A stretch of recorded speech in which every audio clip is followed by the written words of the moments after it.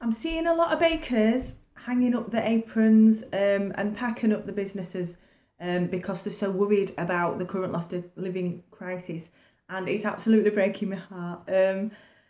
I think the media's got us panicking a lot. So I want to go through some things that might just help you, might help settle your nerves, or they might actually help you to make the decision. I don't want you to do anything before you've actually looked at the maths. So the first thing that you really should be doing is reassess your current pricing for the products that you're currently selling. Go back through your entire pricing formula. You need to be doubling what you're currently charging for power. Because, we're all being told that the gas prices, electric prices, they're doubling. So at least double what you're already charging for your power. Have any of your other overheads gone up? Can you get cheaper insurance when it's time to renew? Have you looked into that? Can you buy any cheaper packaging? If you buy it in bulk, you might save enough just to offset a bit of something. Add a little bit onto your hourly rate because your cost of living's gone up as well. You need to look after yourself.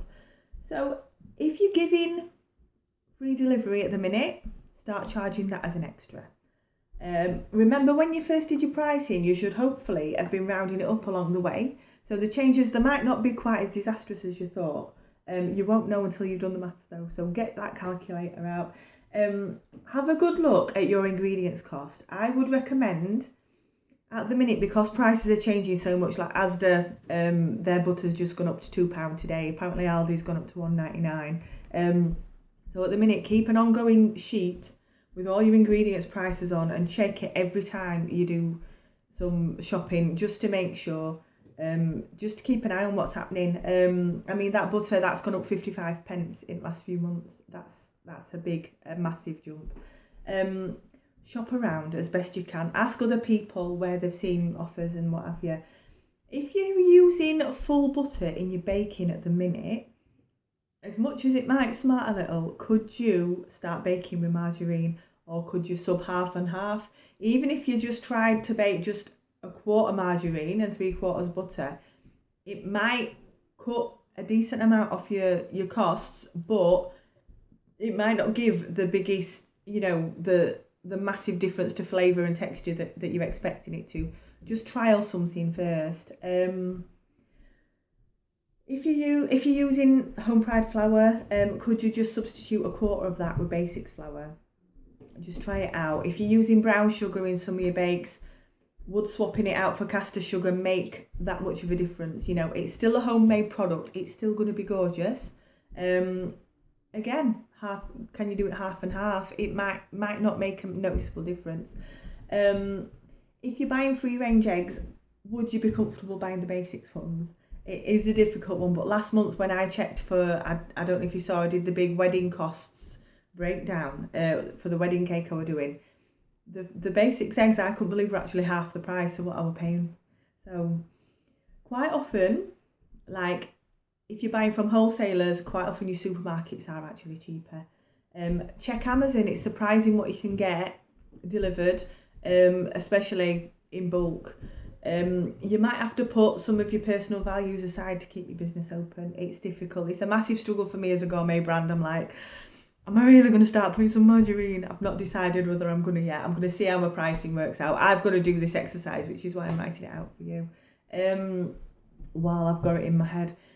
Currently Asda have got those 3 kilo bags of icing sugar. They do work out a lot cheaper per kilo, even though they've gone up. I'm sure they were £3 at one point, and they're £3.85 today as I've looked. Just check how that price per kilo compares, because if you're buying it at Tesco, get it delivered, from Asda. Those 3 kilo bags make a big difference, and every little bit is adding up, especially at the minute. Hang on a minute, I've skipped a bit. So I'm doing my supermarket shops online. I always have done because I get it delivered. What I've started to do is I'll have one tab open, a browser open with Asda, and another tab with Tesco, and I'll compare every product, even for my home shopping. It's shocking the differences you can find, especially if you can drop on offers. Your supermarket offers normally come round about every 6 weeks. That's what it used to be.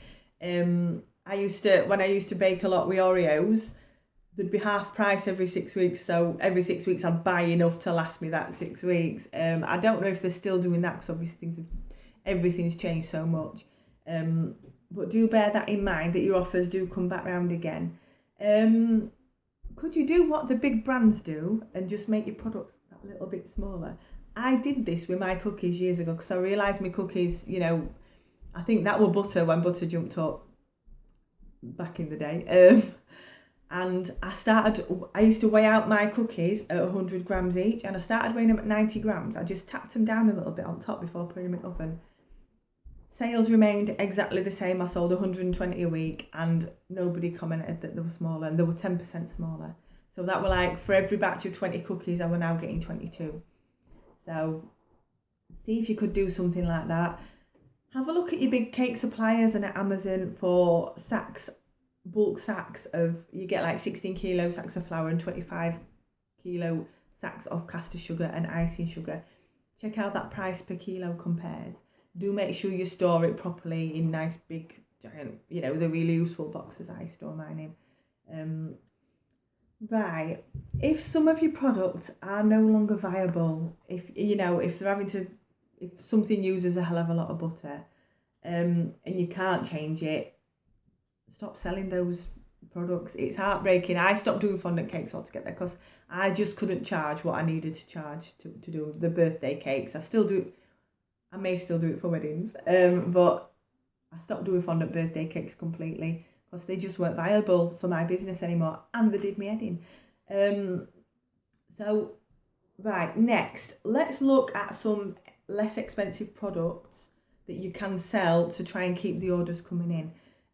It's mainly about the time. The majority of a cake is the time.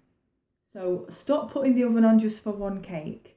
Fill the oven up and freeze your others. That way you've only got the oven on once. It might take a bit longer, but you're not heating the oven for one cake. And also you're mixing once, you're cleaning up once. You could save like 45 minutes off your timesheet compared to if you were just baking the single cake that you need. And then you've got one in the freezer ready. You can have it, you can trim it, layer it, level it, freeze it in your layers with greaseproof in between, and you've got your cake done. And if someone asks you for a last minute order, then you can do it. So it's all about just trying to get your money in. Where am I up to? Right, instead of bespoke cakes, could you offer like an off the peg style offer? Simple, maybe a 2-layer buttercream cake, 3 different designs. No personalisation, no faffing, just make it nice and basic. They can add a topper for a tenner if they want, Could that just keep those birthday cake orders coming in, rather than having to charge people 90 quid for a cake?